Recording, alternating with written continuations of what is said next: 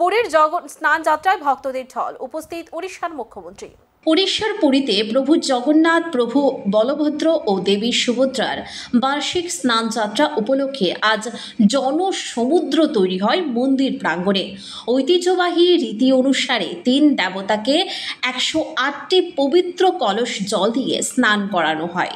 স্নান যাত্রা ঘিরে রাজ্যের বিভিন্ন প্রান্ত থেকে আগত হাজার হাজার ভক্তের উপস্থিতিতে উৎসবমুখর পরিবেশে ভরে ওঠে পুরী। এই পবিত্র অনুষ্ঠানে অংশ নিয়েছেন উড়িষ্যার মুখ্যমন্ত্রী মোহন মাঝিও। তিনি মন্দিরে পুজো দেন এবং স্নানযাত্রার আনুষ্ঠানিকতা প্রত্যক্ষ করেন। তার উপস্থিতি ভক্তদের মধ্যে বিশেষ উৎসাহ জাগিয়ে তোলে। স্নানযাত্রার পর প্রতিমাগুলিকে অনসর অর্থাৎ অসুস্থ অবস্থায় বিশ্রাম দেওয়া হবে। এরপর শুরু হবে রথযাত্রার প্রস্তুতি।